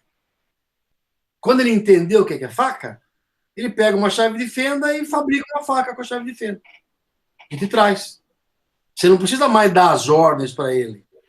É uma coisa fabulosa. Isso é só o primeiro capítulo, é o Prolog. Depois, no segundo capítulo do nosso white paper, tem uma outra coisa chamada programação com lógicas modais, que é o MOLOG, MPROLOG e tal. O que é isso? Isso é uma melhoria do nosso raciocínio quando envolve eu pensar sobre o seu pensamento. Quando envolve não só eu pensar sobre a faca, mas eu pensar sobre o que você vai fazer quando você me vir com uma faca na mão. Qual é a sua reação quando você me vê com uma faca? Eu raciocínio sobre o seu raciocínio. E aí, isso é chamado lógica modal. É um improvement, uma melhoria do Prolog, é o MProlog e tal. É um detalhe sofisticadíssimo que acho que o Mamed não vai cobrir nesse curso, né? Não vai dar, mas é uma coisa fantástica. A gente consegue resolver no white paper. Eu vou passar depois, né, mas você pode disponibilizar para eles, né? Sim, eu estava pensando em disponibilizar para vocês com uma marca d'água dizendo que é um texto preliminar. Não pode ser distribuído de jeito nenhum, mesmo porque ainda tem coisa para ser corrigida, né? É completamente primário ainda, é a primeira fase. Aí, então, nesse white paper, eu peguei um exemplo clássico, né, o Three Wise Men, três sábios que conseguem resolver coisas, um baseando na inteligência do outro. Um baseado na inteligência do outro, que deu até origem a um experimento de robôs, onde os robôs... Não sei se você quer que eu fale sobre isso, explicar a questão do robô. Nós já estamos com o tempo já vencido, mas se você puder falar rapidamente. O robô é o seguinte, imagina que 3 robôs falam, né? 3 robôs iguaizinhos, eles sabem que eles são iguais, eles têm capacidade, aí a gente informa para o robô o seguinte, olha, em 2 de vocês, nós apertamos um botão e vocês não vão conseguir falar, tá? Não sei quais 2, tá? Vocês são em 3, 2 de vocês não vão conseguir falar. Aí você pergunta para eles assim, agora eu vou fazer uma rodada aqui. Você desligou o botão, eles não estão sabendo, e fala o seguinte, quem de vocês não está com o botão desligado? Eles param um momentinho, e o perguntador fala assim, dá mais uma chance. Quem de vocês está com o botão desligado? Aquele único que não está fala assim, agora eu sei. Sou eu, eles não falaram nada. Olha só, isso foi um experimento feito. O robô atingiu um nível de consciência. Ele sacou, ele percebeu. E ele, porque os outros não estavam falando, como os outros eram tão capazes quanto ele, é porque os outros estavam desligados. Portanto, ele deduziu, eu sou o que não estou desligado. Ele raciocinou sobre o contexto. Portanto, ele adquiriu uma espécie de mini-consciência. É um grande passo para ensinar uma pedra a falar, para ensinar uma pedra a ter consciência, né? Agora, isso foi conseguido com lógica modal, dentro do MProlog, ou com homolog, tanto faz. Tanto faz, mas foi colocado com uma lógica um pouquinho superior que permite isso. Esse é o segundo passo do homolog. Depois, o terceiro ponto que tem aí é o que é a programação e lógica por restrições. Essa eu nem vou falar, porque é fantasticamente interessante e é engraçado que cada coisa do homolog ou da lógica por restrições eu tenho dado um probleminha quando dá certo, porque eu adoro probleminhas e essas brincadeiras assim, que eu acho que facilita. Bom, e aí tem mais uma porção de coisa. Depois a lógica por restrições, ontologia de fundamentação, lógica descritiva, description logic, OntoProlog, que eu terminei ontem ainda o capítulo do OntoProlog. O próximo capítulo vai ser explicar o nosso algoritmo topológico para cabos. Parece uma coisa tão boba, né? Pegar cabo e passar numa caixa. Não é bobo, não. É extremamente sofisticado, que o Mamed estava explicando. O cabo não pode virar muito, o cabo tem um trajeto máximo, o cabo custa caro, você tem que economizar cabo, o cabo não pode passar em zona quente, ele não pode passar em zona que tenha radiação, ou sei lá, ou que tenha magnetismo, não pode passar 2 num lugar só, tem cabo que, sei lá, tem milhões de restrições no cabo e você tem que conseguir fazer um algoritmo para isso. É possível fazer um algoritmo? Perfeitamente possível. É possível fazer um algoritmo rápido? Aí começa o problema. O problema de roteamento de cabos é NP completo. O que significa isso? Ele é o mais difícil de todos os problemas difíceis de computação. Tem um monte de problemas difíceis. Ele é o maior. Ele é do tamanho dos monstros. Ele é parecido com o problema do caixeiro viajante, com o problema do grafo, sei lá. Ele é daqueles problemas que, se você tivesse 1 milhão de anos e muita memória de máquina, você resolveria. Mas você não tem 1 milhão de anos e nem muita memória de máquina. Então, você tem que resolver rapidamente. Né? Tem que dar um jeito. Como fazer isso? Aí a gente botou aí o ingrediente topologia, um pouco de geometria, milhões de coisas para tentar melhorar o problema. Não vai ficar nenhuma panaceia, nada. Vai ficar o melhor que se tem. Vai ficar o melhor que se tem, que já está muito bom. Né?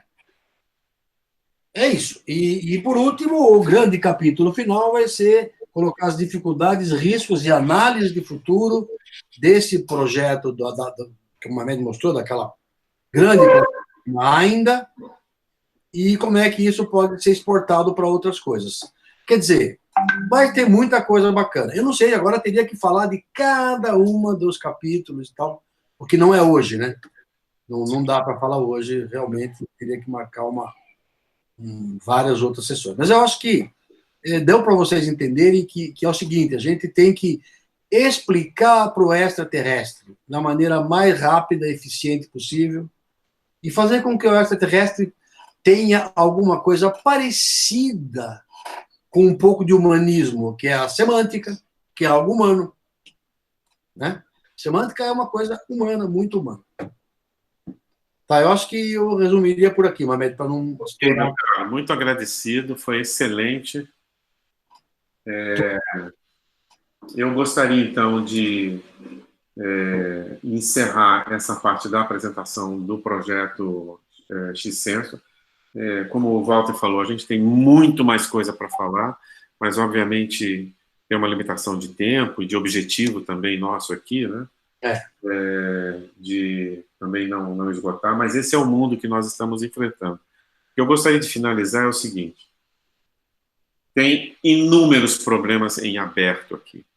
Até mesmo o problema da ontologia é um problema em aberto. O que nós estamos fazendo hoje é utilizando uma abordagem a mais interessante possível que existe hoje disponível na literatura. Né? Mas isso não significa que ela resolve todos os problemas, não significa que ela está pronta. Por incrível que pareça, nós estamos usando todo um arsenal cheio de buracos.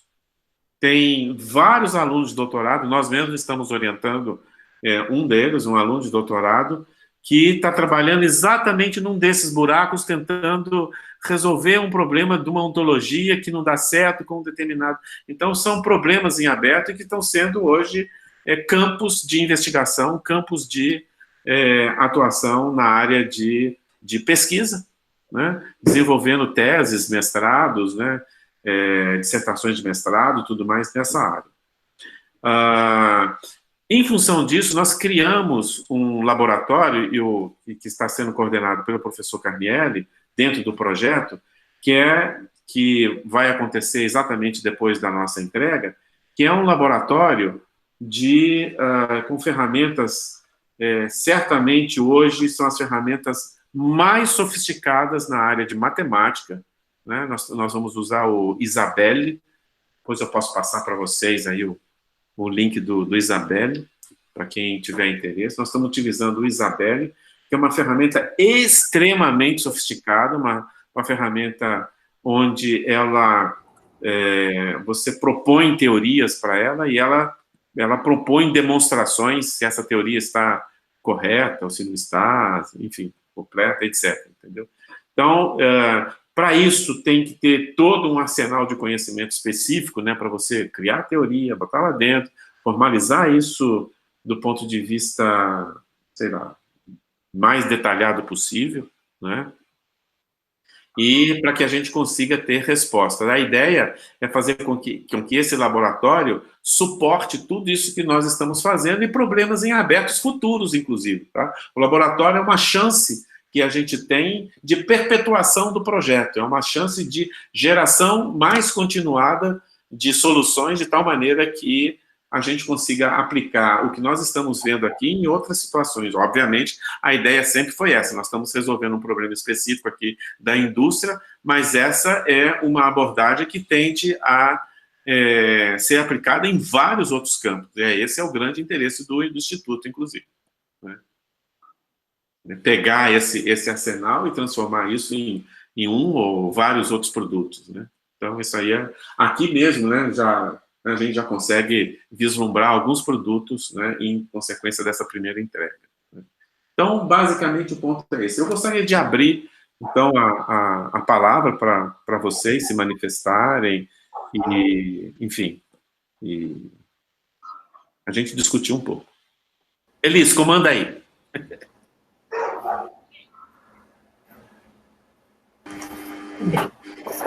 Na verdade, acho que mostra que a gente precisa muitas vezes voltar aos fundamentos, né?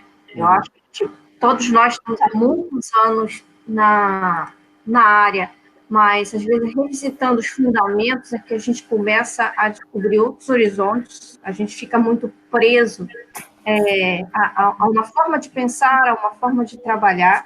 Eu acho que um dos objetivos aqui vai ser passar a borracha, às vezes, em vários vícios que a gente vem carregando ao longo dos últimos, quase, não vou nem dizer poucos anos, assim, de produção. Agradeço pelo dia de hoje, eu acho que foi só, assim, uma pinceladinha de um universo imenso que a gente não vai conseguir explorar. Vou ser otimista em dizer que a gente vai explorar 10%, né, Mohamed, desse curso. Talvez fique aí um gostinho de quero mais na gente, para a gente também ir evoluindo esse entendimento. Acho que é basicamente isso. Tive um probleminha de manhã, fui trocar de fone, meu micro aqui deu uma travada. Mas, o que vocês acharam?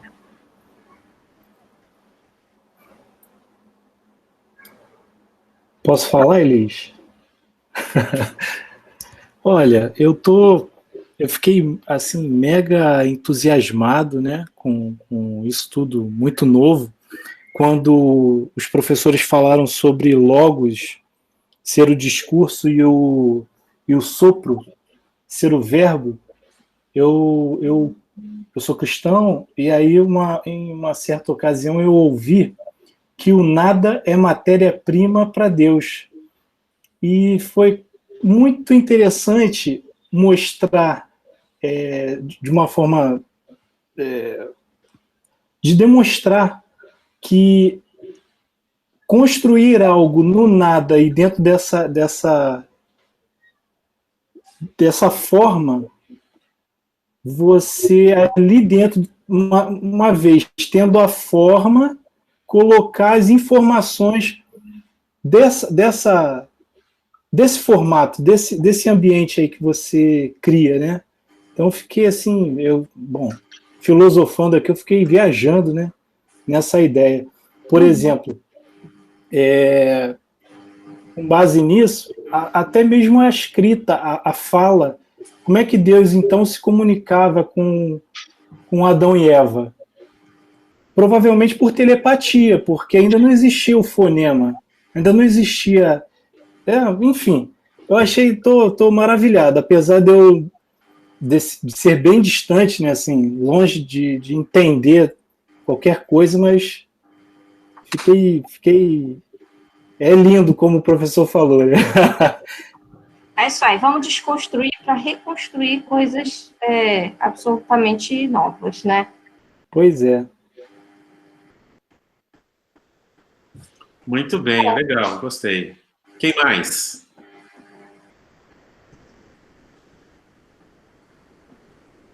Obrigado, Alessandro. Achei que o seu depoimento foi bem legal. Eu acho que é uma oportunidade. É uma oportunidade, Mohamed, da gente, por exemplo, assim, quase todo mundo que está aqui, nós somos muito técnicos e muito binários, né? A gente é muito prático. A prática é o que nos alimenta, né? Eu acho que é uma boa oportunidade para a gente dar um passo atrás e voltar a dar a importância necessária para a teoria, especificamente, porque é ela que faz a prática, né? Ela gera a prática. Então, acho que vai ser uma mudança aí de pensamento da maioria do pessoal que está aqui, né? Eu fico brincando assim, eu não lembro, eu vejo muito filme, mas eu sou de ler pouco. E as minhas leituras são todas técnicas, né? Então, assim, eu não lembro muito bem do último livro que eu li que não era técnico. Então, acho que é um momento da gente expandir aí os nossos horizontes e ver que a teoria ela é tão ou mais importante quanto a prática. E a gente tem que começar com ela para fazer com que a prática funcione efetivamente, né?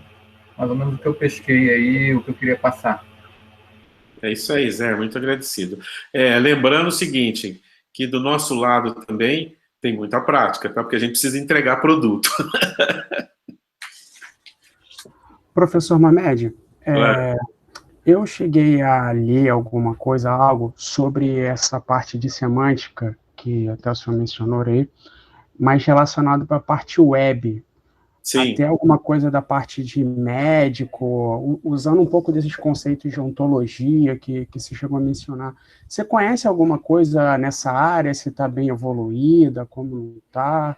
Bastante, meu caro. Digamos assim, bastante. Eu sou da área de ciência da informação, de onde veio do Berners-Lee, né, a criação do que hoje é conhecida como web semântica.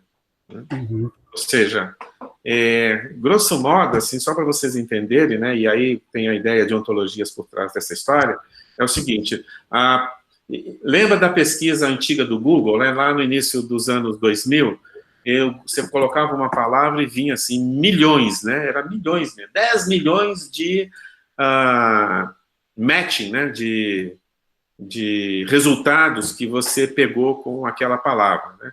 E você falava assim, bom, o que me interessa isso, 10 milhões? Será que isso atendeu ao meu objetivo? Será que eu encontrei, ou eu vou encontrar dentro desses 10 milhões o que eu quero?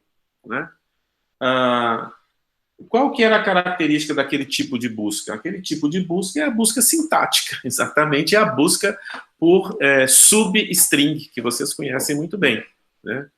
Você pega um substring, faz um matching com o que tiver no seu banco, né, e vai trazendo tudo que tem de lá, entendeu?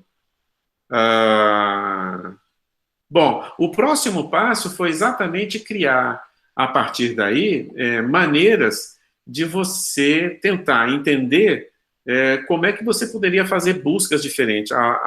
O exemplo mais simples é o exemplo da fruta, né? Se você coloca lá uma sequência de caracteres assim, F-R-U-T-A, fruta, né? Ele vai trazer substrings, né, referentes a essa sequência de caracteres, né? Mas, na verdade, você não quer nada disso. Você não quer a palavra F-R-U-T-A, né? Você quer laranja, banana, etc., né? Você quer o significado dessa palavra, o significado dessa sequência de caracteres. Ok? Então, a evolução do que se propõe na web semântica é exatamente atingir essa nova perspectiva de você ter de você poder trabalhar com significados de tal maneira a conseguir uma efetividade muito melhor do que você conseguiria só com uma abordagem sintática. Novamente, é um problema muito parecido, tá? Na verdade, é o mesmo problema, né? Só que aplicado aí à web semântica, né? Hoje, a web semântica já evoluiu bastante. Google tem se mostrado muito interessante nisso. A gente percebe a evolução do mecanismo de busca do Google, né? É visível isso, né? Com várias técnicas, não somente disso, mas eles colocam também aprendizagem, ele começa a perceber o seu perfil, sabe o que você busca mais, uma série de coisas assim para poder melhorar a efetividade disso. Mas o grande ponto aí da web semântica seria isso, seria colocar uma ontologia por trás disso. Qual é a dificuldade? Bom, a dificuldade óbvia é o seguinte, que você não consegue uma ontologia, eu vou colocar assim, grande o suficiente para dar conta de todos os problemas existentes. Porque aí teria que ser um único oráculo, uma única ontologia, concordam?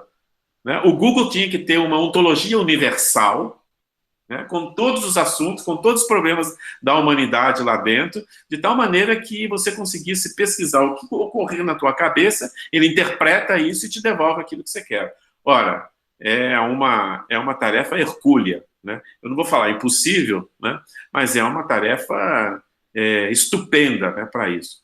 O que se faz? Qual é a diferença da nossa abordagem? Bom, a nossa diferença é muito óbvia. Nós estamos fazendo ontologias para contextos específicos. Ok? E aí sim o problema fica muito menor e a gente dá conta de fazer. Ok? Certo, obrigado.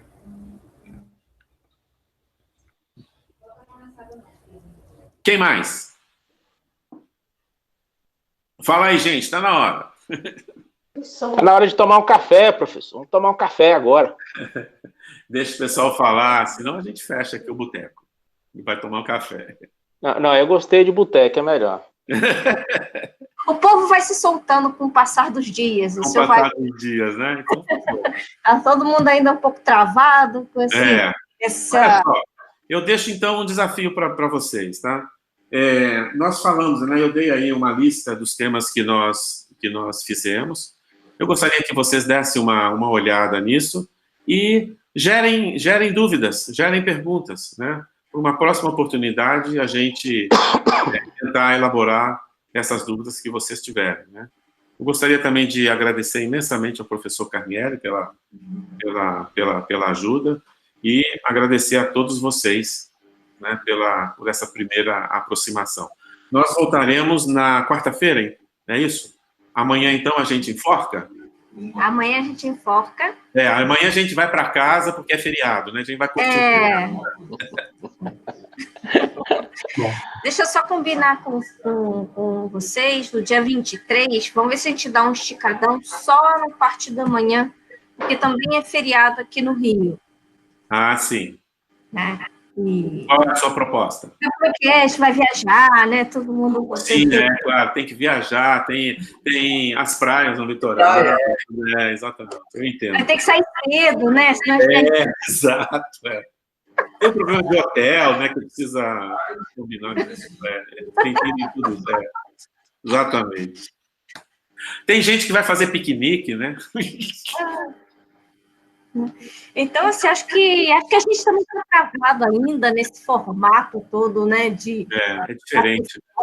Assim, diferente. Acho que aos pouquinhos a gente também vai se adequando e se soltando. Sim. Aqui. Mas no dia 23, o ideal é que a gente fizesse um turno só. É para a gente dar um escadão, né, gente? De 9 a meio-dia? Pode ser, pessoal. Por mim tá ótimo. Pode ser. Por mim tá ótimo também. Ok. 9 a meio-dia a gente faz um intervalozinho para a gente tomar café juntos. Isso. Pode ser, né? A gente cada um faz o seu coffee break.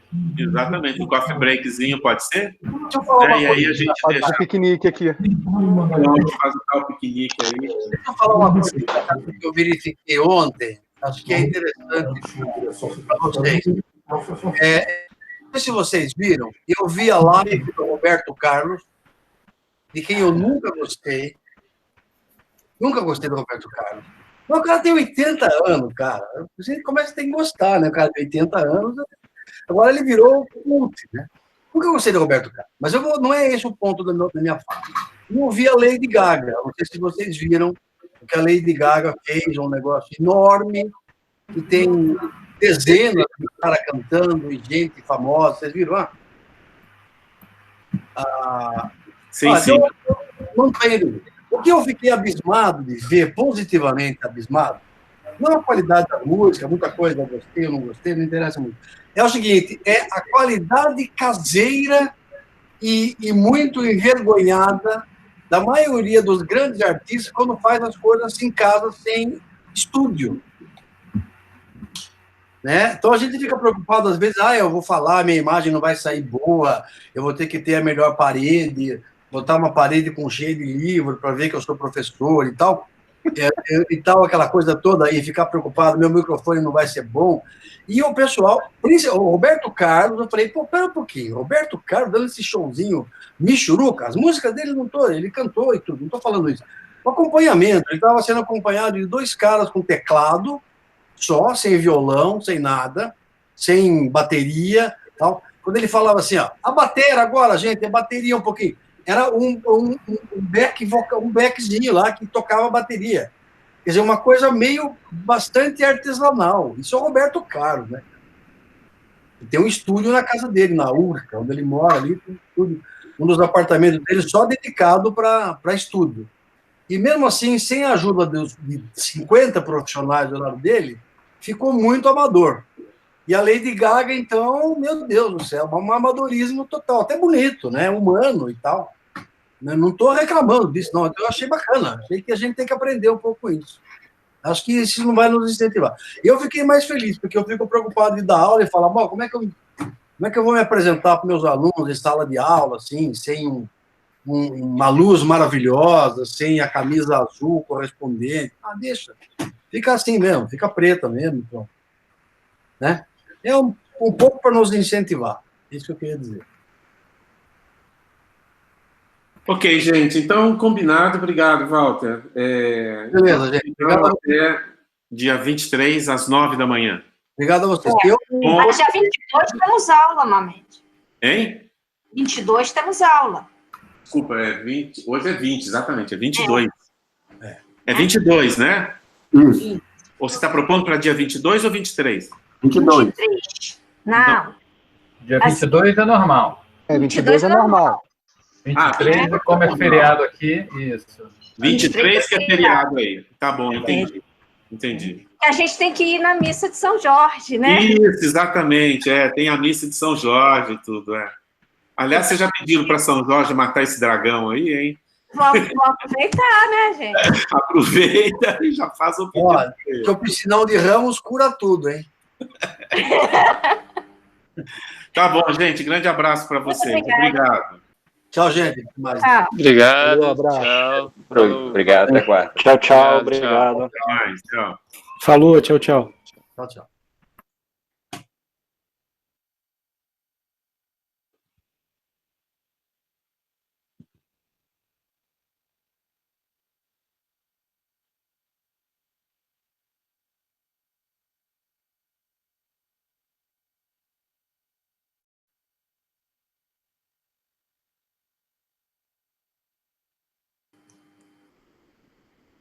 Mamed, o Bruno falou que queria fazer um balanço sobre o curso, o formato, gravação, mas ele sabe que vocês vão para outro campo, então. Ele queria fazer uma avaliação, né? Uhum. Para a gente ir aprendendo aí nos próximos encontros, a gente acertar mais, né? Realmente, agora eu me senti melhor, por incrível que pareça. Agora eu fiquei um pouco mais solto. Não, realmente, vendo a gente, esse esquema do mosaico melhorou bastante, né? Melhorou muito. É impressionante como afeta, né, essa coisa, né? Uhum. Mas eu tive agora, na semana passada, uma reunião lá com a Casa Civil, como eu falei para vocês, e estava todo mundo em mosaico. Aí a gente não se sentiu mal, entendeu? Todo mundo falando, não sei o quê. E é legal que tem um recurso lá que vou te levantar a mão no Zoom, entendeu? Uhum. Você levanta a mão, né? Então, passa a palavra e aí fica bem legal, entendeu? Então, tá bom. O Bruno está aqui mandando um monte de convite para os outros dias todos aqui. Certo. Vamos ver se depois ele aciona a gente. Obrigadão, Mamed. Você achou que valeu, que era isso? Valeu. Acho que para a gente fazer o EAD, acho que a gente tinha que intercalar material com fala, né? Sim, sim. Para ser um EAD. É porque a gente teve muito pouco tempo, né, para poder... Né? Agora, o curso de Prolog, o material está todo aí. Né? Esse eu sofri para poder preparar. Está todo pronto aí. Então, tá bom. Um beijão, Mamilos. Beijão para você. Tchau. Tchau, tchau.